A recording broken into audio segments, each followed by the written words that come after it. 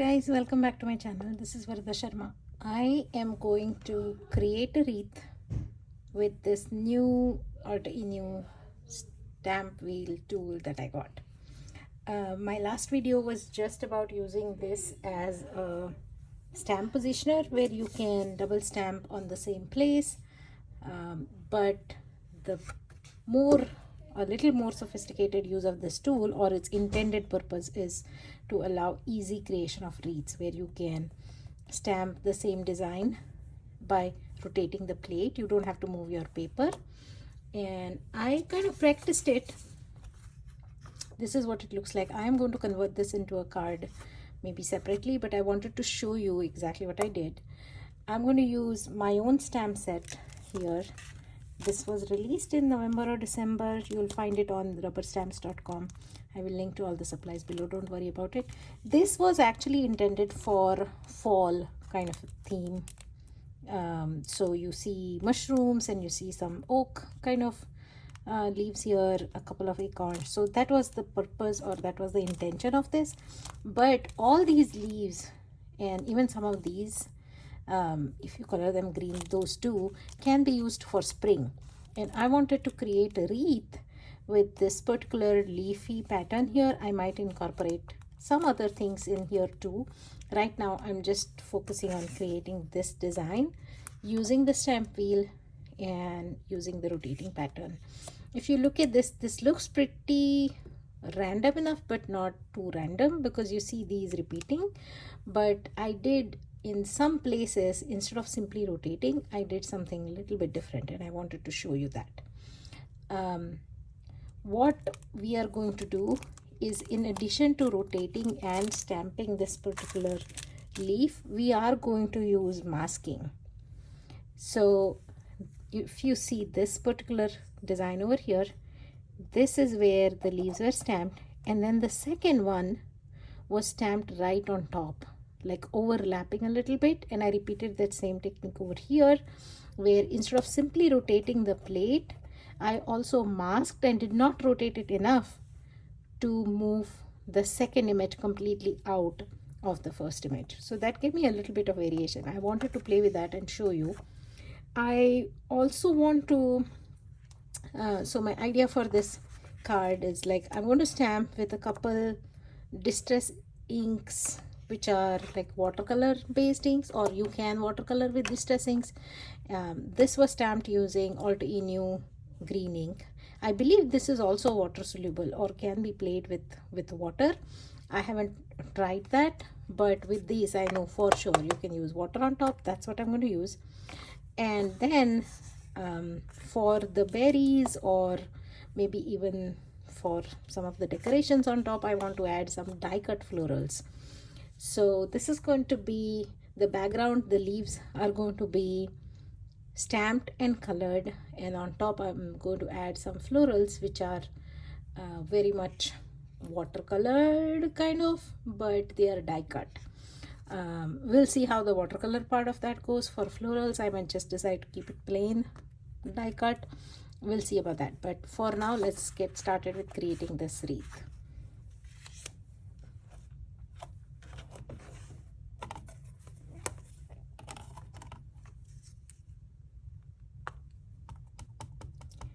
I might speed up this process, but the important parts I will highlight. So first step is, I have placed my paper and it is pressed into the underlying mat, which is nothing but a giant stamp. So it's a sticky mat, and I have made sure my paper is in it. I have also marked my north, or my 12 o'clock, if you want to consider this as a clock face, with a little bit of washi tape over here, so that I know from where I'm rotating. As you will see, I am not really focusing on how many rotations, because I'm not making this a very geometrical or very methodical kind of a wreath where everything repeats at a certain angle. No, that's not the intent. I want, because these leaves themselves are very organic, I want the wreath also to have that organic feeling. So I will break that pattern now and then. But for the most part I want to know which is my north, so that's why. So step 1, get the first image in there, lock the corners and press on the image.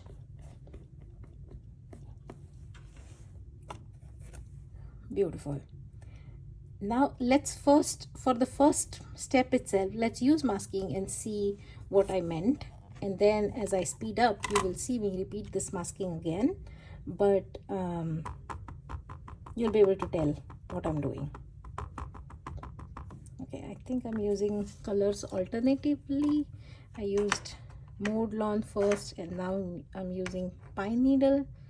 I want to go with it, should I? Or probably not. Okay, let me clean this up. Sorry.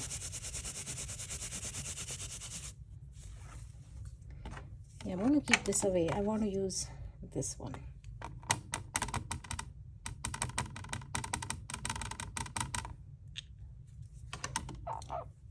So I have already stamped this on Jinake masking magic paper, and I'm going to stick this down. So if you don't have masking paper, you can always use the post-it notes, especially those post-it notes which have stick all over. You can do that, or if you cut the tail of your mask long enough, you can actually use the extended part here to adhere it to this base. I did that yesterday because I had cut mine without the masking paper. That worked totally fine. So unlike Misty, where you would use your magnets to hold the mask in place, you don't have to do that here. Okay, this part I had cut it off, but I want that to be in there mainly because I want to avoid stamping in that area. I'm trying to see which part that was. Okay, I think this should be sufficient enough. I want to avoid getting those berries stamped halfway.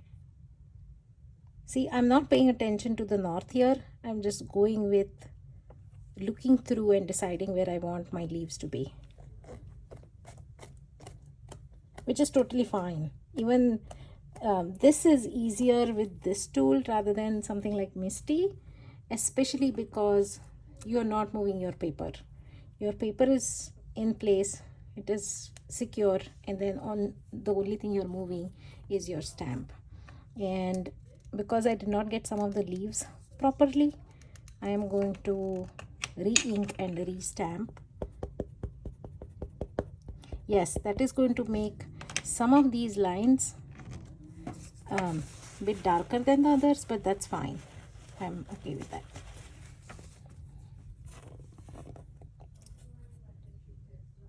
And no, you do not have to go back and remove that ink. I only did it because I was right there.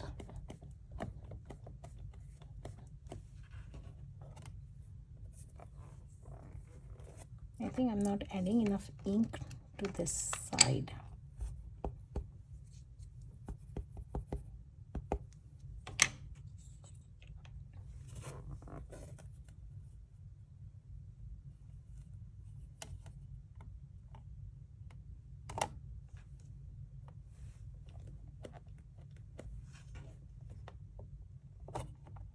Much better. So when I take off the mask,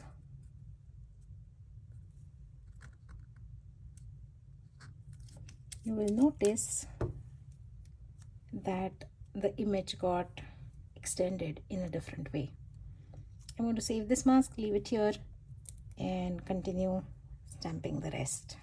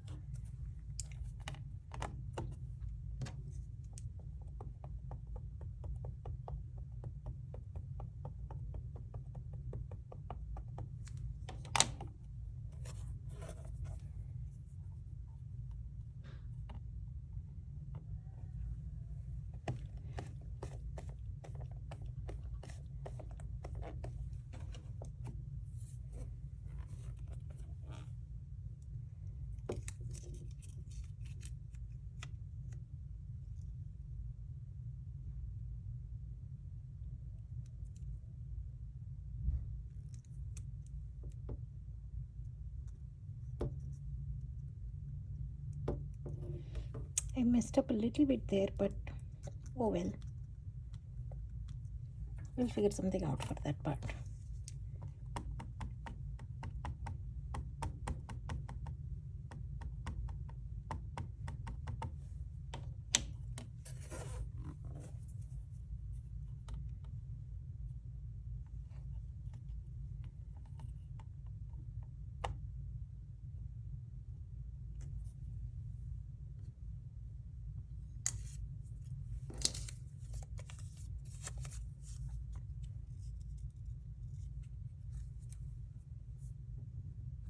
This was my mask from yesterday. I'm simply going to just leave it there.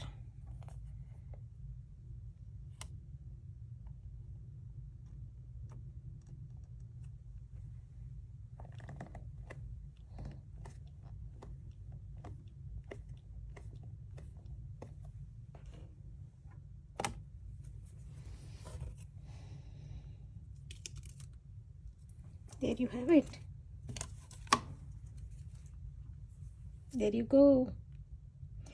Next step, I'm going to bring in my watercolor brush, either a water brush or a brush with water separately, and add color to all this.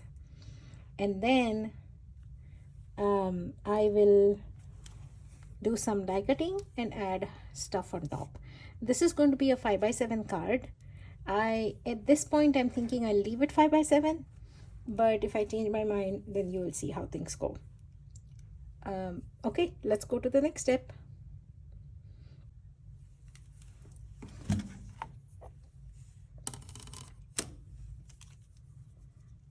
Okay, I'm going to use this same surface for my watercoloring.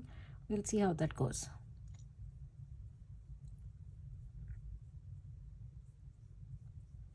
I just want to pull these colors and add a hint. I don't want to do anything extraordinary here. I don't want them to be so stark white wherever there are leaves. So in some places I will probably reach out to the distress ink itself and add more color, but in most cases I'll simply use the stamped image itself and pull that color and leave it at that.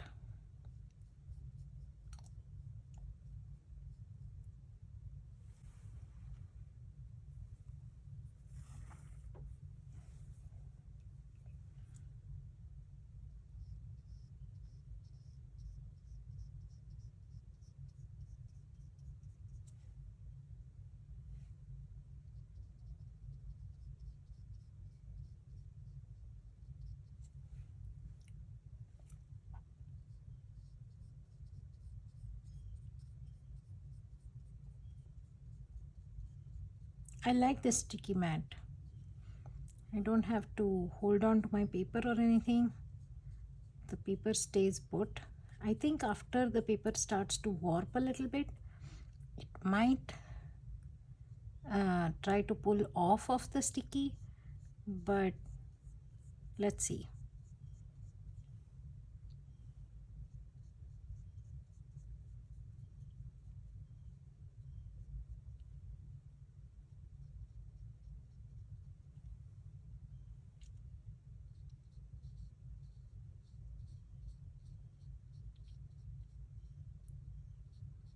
I'm simply pulling the color and letting water do its job. Some of these fold lines I might end up going back in there and adding more color, but let's get everything to this level of coloring and then we'll decide whether we want to add those darker parts.